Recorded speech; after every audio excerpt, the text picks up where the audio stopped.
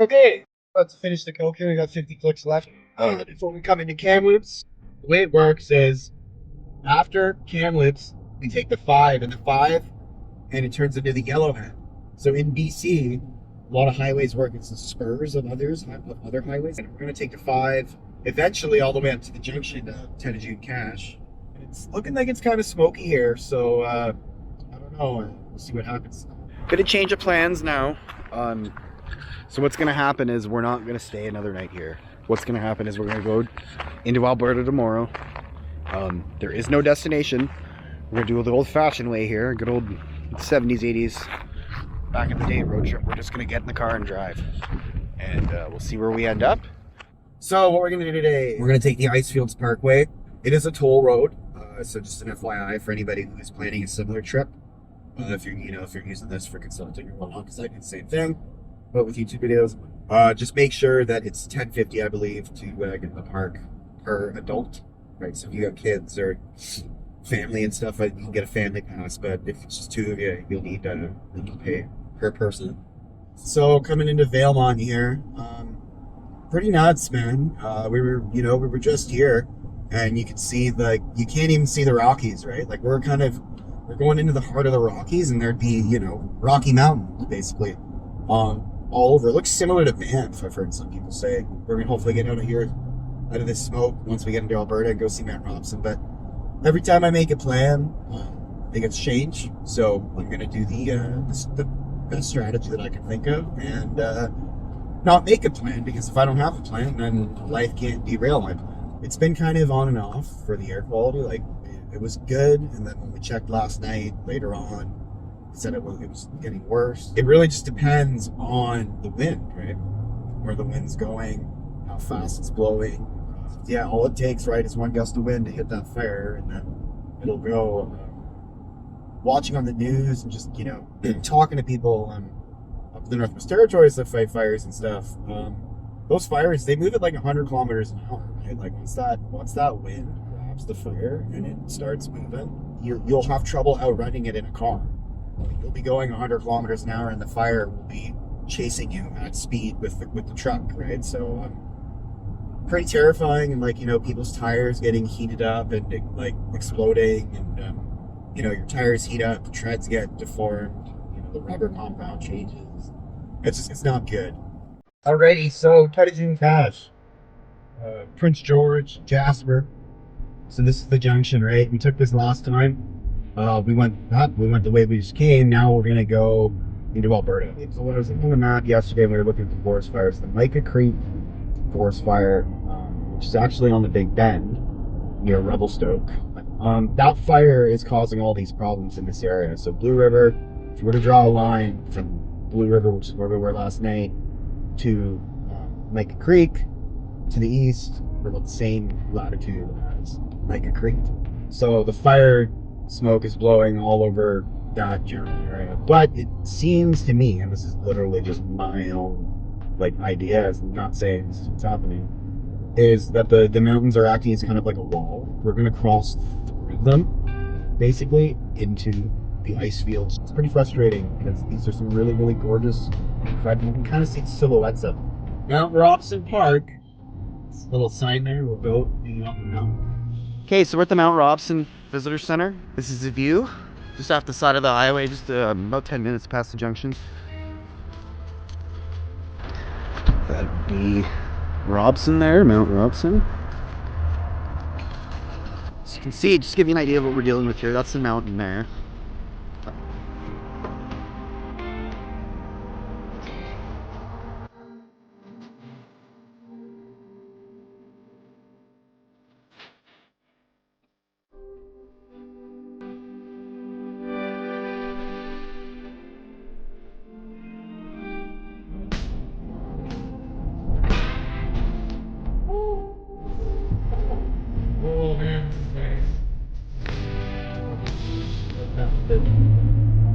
And Brown Albert.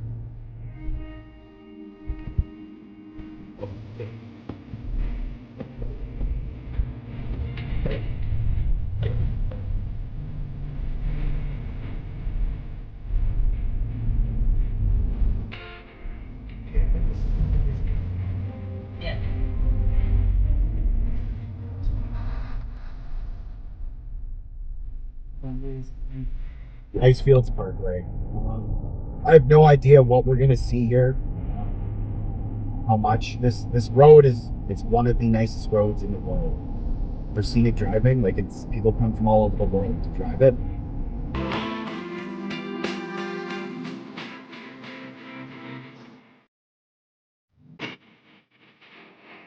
There's many different types of glaciers out there. To the sandy glacier in my other video.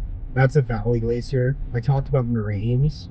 Glacial moraines are just they're those lines of dirt that you see on the glacier, and that's how the glacier.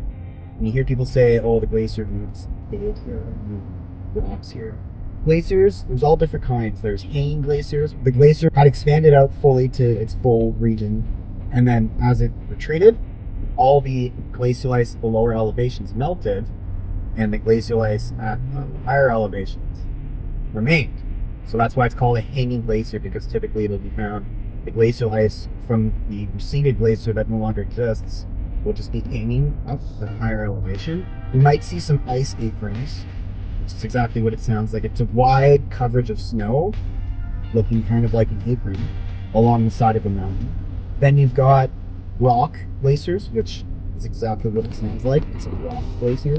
A lot of rocks interspersed, so you'll see glacial ice, and then you see little rocks poking out all over the glacier and stuff. We've got valley glaciers, which go in a valley, but Piedmont glaciers bottoms out onto the glacier spills out onto a plateau. Tidewater glaciers, we don't have any of those here. Tides, but like out near Stewart and stuff, all along the Alaskan coast, that's where you see those tidewater glaciers. Then we got ice sheets, ice caps, and ice fields.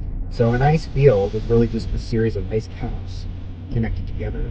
And a glacier is an ice cap. So an ice sheet, which there are only two, by the way, remaining, the Greenlandic ice sheet and the Antarctic ice sheet, those are considered ice sheets, and they are 50,000 square kilometers.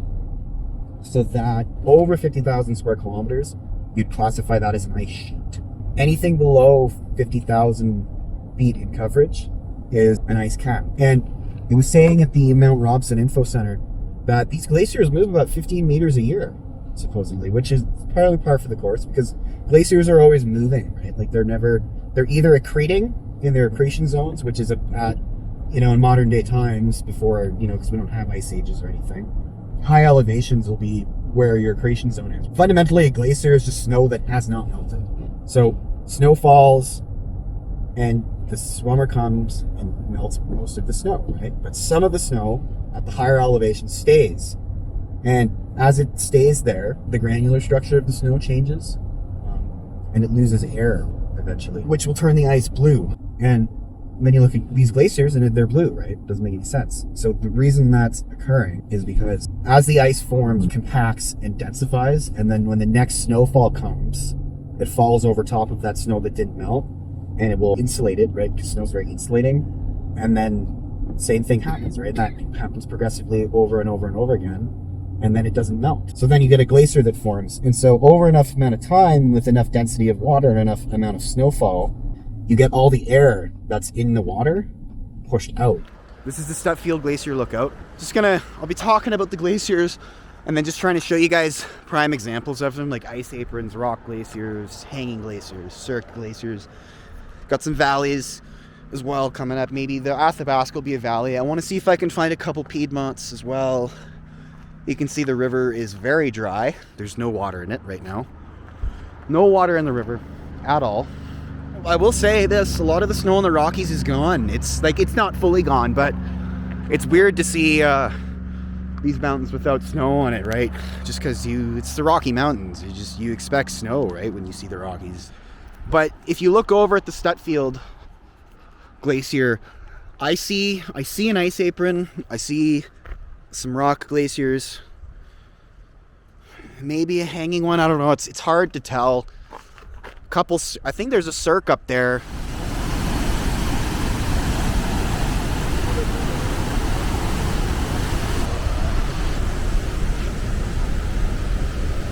So this is the Goats and Glaciers lookout. Pretty self-explanatory, goats and glaciers. I don't think we're gonna see much in the way of glaciers, but we might see some goats. Can you imagine if this was not smoky? like look at it, like.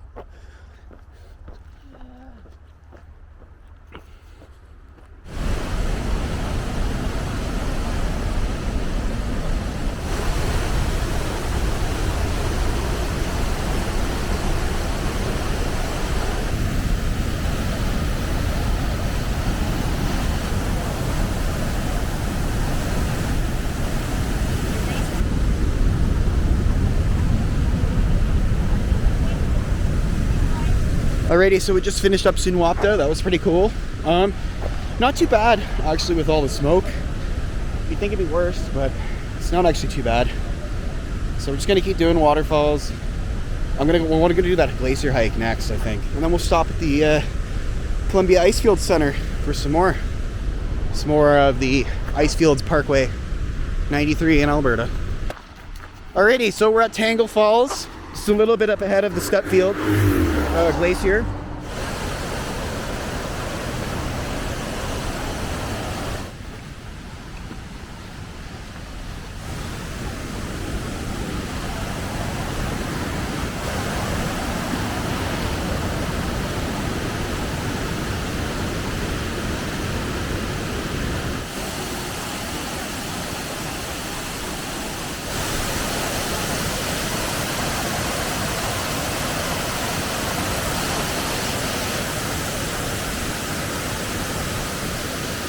But this is it, guys.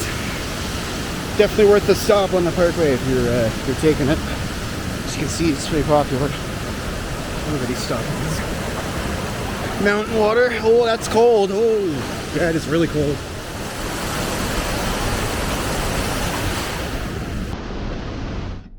Like there's How some dry the river is. Oh, the Valley Glacier, guys. We got a Valley Glacier coming down. You can see the accretion zone up in the mountains there where all that snow hasn't melted. Oh, striations.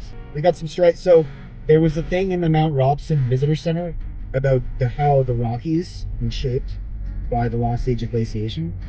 That right there, the striations, those spray marks in the rock, that's from a glacier. That we've seen that before outside of Headley, the Snoqualmie, but you can literally see over, if you look to the left side of the camera there, the striations on the rock. And if you look to your right, you'll see how low the river is. Incredibly low. But yeah, those are striations on the rock. So anyways, we got a Valley Glacier coming down. I do see a Cirque Glacier. We've got ice aprons. We've got rock glaciers. We've got hanging glaciers. We've got basically almost every type of glacier minus tide water, which is obviously tides for that. See that really sheer rock face? And you see how that snow right at the center of the view field of view, right at the top, just below the summit there, that's an ice apron. So they're usually a lot wider than they are long. And they hang on the side of the mountain like nuclear. And the rock glaciers stick out on the side of the rocks and go chunks of rock. We're gonna stop at the viewpoint. And the Cirque, you can see the Cirque kind of sitting in that pool, that little right next to the Valley. So you have the Valley Glacier on the left, and you've got the Cirque on the right, which is feeding another Valley Glacier.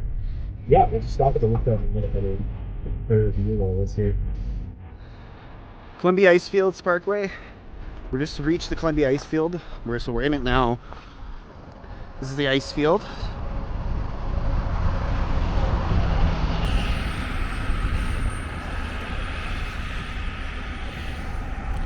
Pretty cold here. Oh, there's a Piedmont, guys. That's a Piedmont. Because it's coming out into a valley. A Piedmont glacier is one where, like, so you got a tidewater glacier, right, that comes out and it comes out onto the water, on like the tide. You've got a valley glacier which just comes down the valley, and then you got a Piedmont glacier which comes out and goes down on a plateau or a piece of land, right? So that's the Piedmont glacier. This is epic.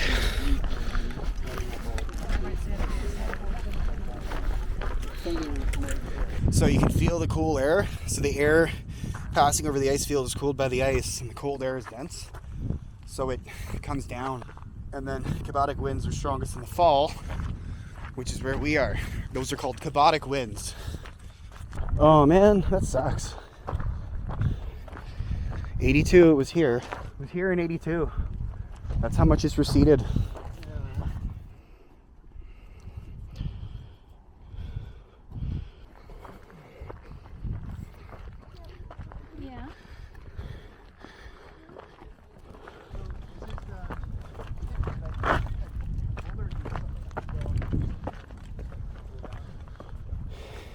Athabasca Glacier. This is a valley glacier.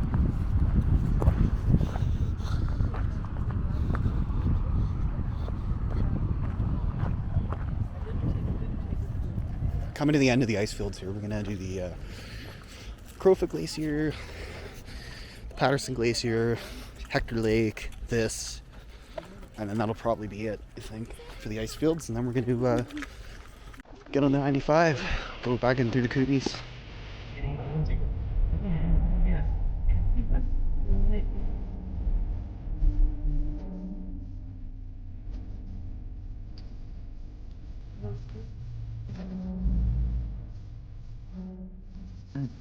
So this is Bow Lake, about 30 clicks out of Lake Louise here. You can see the glaciers hanging, right?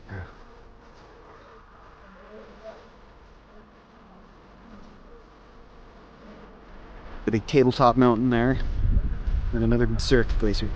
Bow Lake, absolutely beautiful here. Crowfoot Glacier, that's the Crowfoot right there.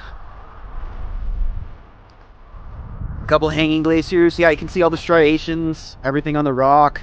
That's Bow Lake there, Glacial Lake. You can see the U's, like the kind of how it's been like U'd out. It's V'd, it's not. There's no glacier there. You ever come to Canada, anybody, and you want to see some of the best scenery in the world, I highly recommend it. Because trip of a lifetime, guys. Trip of a lifetime. So you can see they make it abundantly clear, the two provinces. 5,382 feet above sea level. The water flows this way to the Atlantic Ocean, and the water flows this way to the Pacific Ocean. So you hear me talk about the continental divide all the time. This is what I was talking about. I wanted to catch fish that go swim to the Atlantic and catch fish that swim to the Pacific. Catch both on both sides of it. Kootenay, Banff, British Columbia, number 1B, number 1B, Alberta.